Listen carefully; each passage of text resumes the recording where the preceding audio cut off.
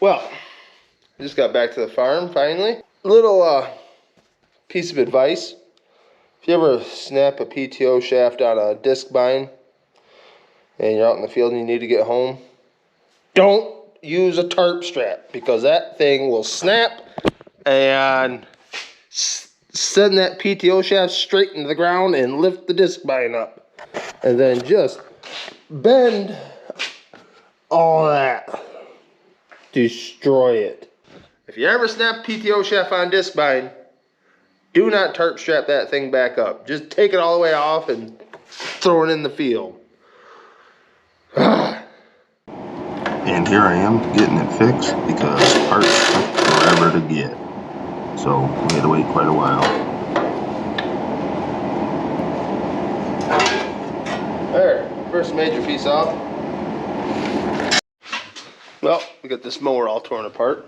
All the sheet metal that was all right here is all knotted up and bent. So I have most of the pieces, but the worst bent one, which is this one, is one piece I cannot get, of course. But so I'm going to try and straighten all this. We'll see.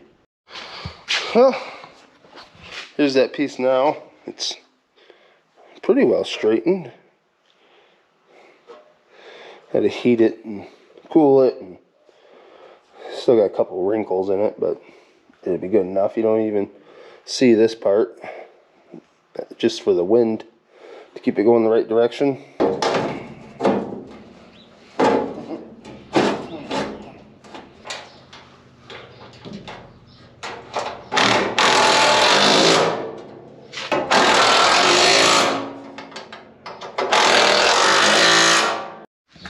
Well, I got a lot of this back together. This and this. This was a lot of fun to put back together. But I'm just gonna put the tarps back on now, and it's going actually pretty alright. Just extremely tedious work.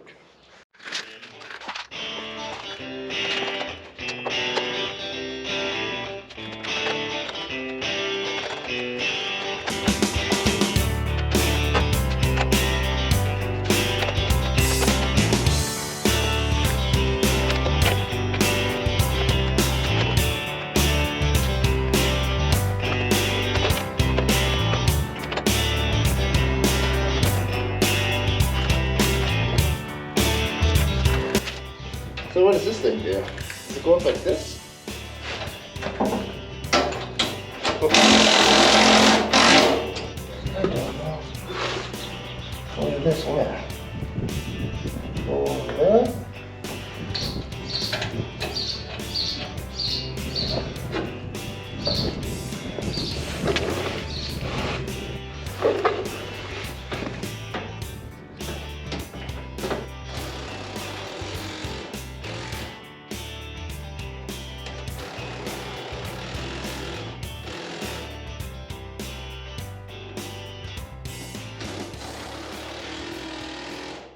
It's all done now. Well, I have to work on my PTO shaft, but it's all put back together.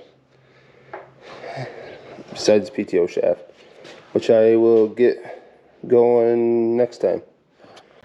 I heard back from New Holland on the PTO shaft for this mower, and just for the front half here, it was $2,600, and it was about $5,800 for the full, both halves, and there ain't no way I'm gonna pay that much for it. So I'm having a driveline company down in Toledo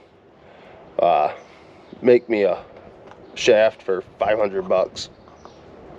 It's even bigger or better than the one you could buy, because this would be a heavier steel, and that's what all they do there is drive shafts and whatnot. So this will be work out real good, hopefully, and they can have it done in just a couple days. Take a little while to get parts, but other than that, it'll work out good. And we got our drive shaft back and got it on there. I don't have a shield for it yet because those are kind of hard to find right now. But it's all put back together, and I'm going to hitch it up here in a couple minutes and run it. I don't know if I need a shield for there. Yes, you are supposed to have one, but nobody walks over there when you're running it anyway. The only thing I'm a little worried about is hay getting wrapped around a U-joint, which would be not ideal. Just don't walk around it. And you're mowing anyway, so. And it's underneath here. So she's done. And be careful when you're power washing because these stickers come off pretty easily. Last year when I power washed this, I got a little too close and it popped all these stickers off. So that kind of sucks. Well, let's see if she works. Got her hitched up here and we'll open it up.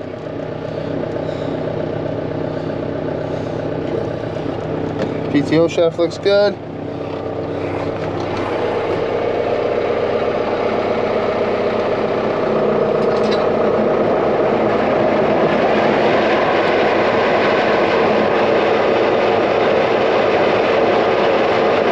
Works. Speed it up.